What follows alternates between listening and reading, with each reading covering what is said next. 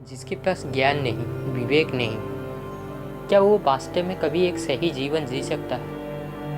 क्या उसका जीवन ऊंचा कहलाने के योग्य होगा?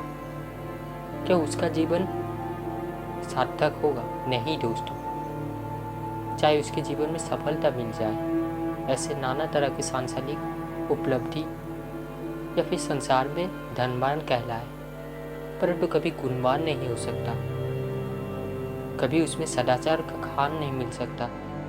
वास्तव में एक ऊंचा जीवन, एक ऊंचा मनुष्य वही होता है जिसमें सदाचार का खान होता है, सद्व्यवहार का उद्यापन होता है, और एक सही जीवन वही जी सकता है जो धर्म में स्थित हो, जो सत्य की ओर आगे बढ़ रहा हो, जो चाहे किसी भी प्रकार के बाधाएं, अड़चने, विघटने, किसी भी प्रकार के रुकावटें आए, उनके सामने नतमस्तक नहीं होता। वो हमेशा ही समाधान की ओर आगे बढ़ता है। चाहे कैसी भी समस्या हो, वो हमेशा शांत चित्त रहकर अपने ज्ञान से, अपने विवेक से उस समस्या से पार निकल जाता है।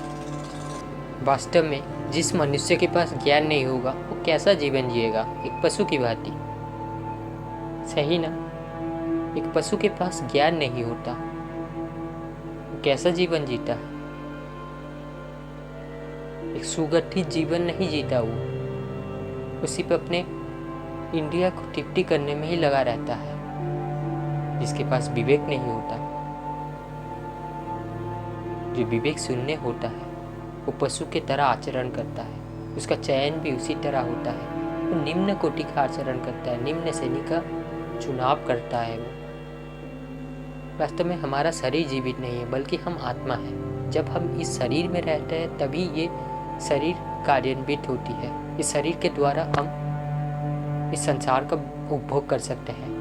और संसार का उपभोग करना क्या हमारा लक्ष्य होना चाहिए? नहीं, संसार को साधन बनाना चाहिए अपने साध्य तक पहुंचने हेतु, अपने लक्ष्य को प्राप्त करने हेतु। मनुष्य जीवन का वास्तविक लक्ष्य है मोक्ष, मुक्ति। जब हम ये शरीर नहीं, हम आत्मा है, तो फिर हम इस शरीर में रह रहे हैं। और अगर इस शरीर में रह रहे हैं तो हम बंधन में हैं, और संसार में भी बंधन में है। तो इस बंधन से मुक्ति पाना, इस संसार चक्र से छूट जाना ही हमारा धर्म होना चाहिए, हमारा ध्येय होना चाहिए।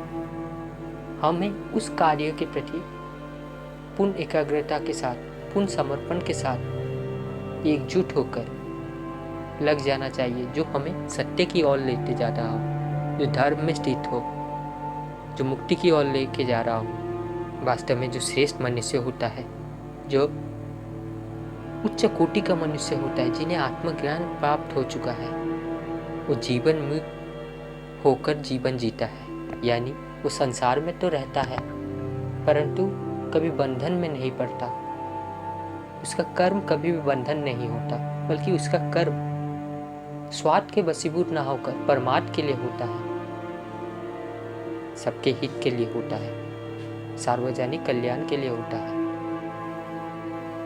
अपने कल्याण के लिए नहीं।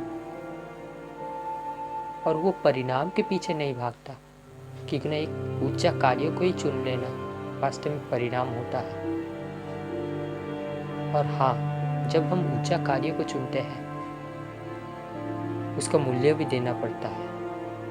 और उसका मूल्य यही है कि इस कार्य में हमें चाहे समाज से हो, परिवार से हो, आत्मीय जन से हो, इन सब का सामना करना पड़ता है। इन सब से बाधाएं, अड़चने तथा रुकावटें आती हैं।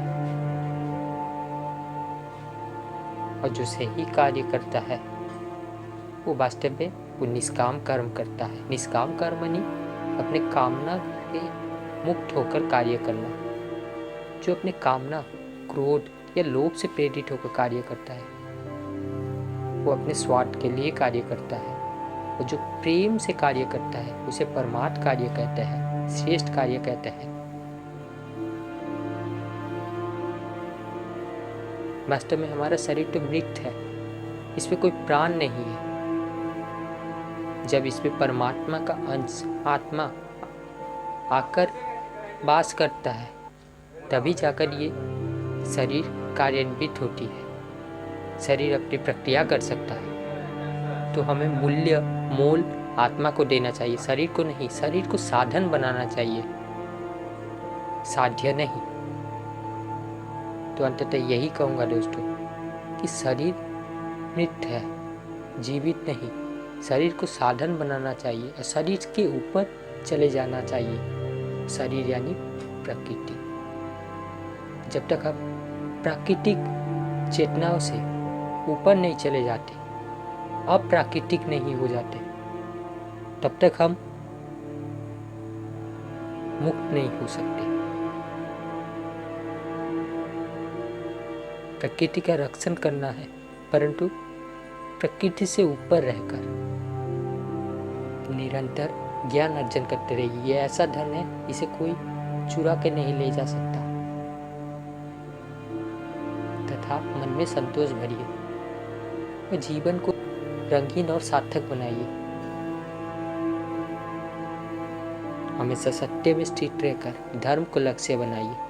धन्यवाद।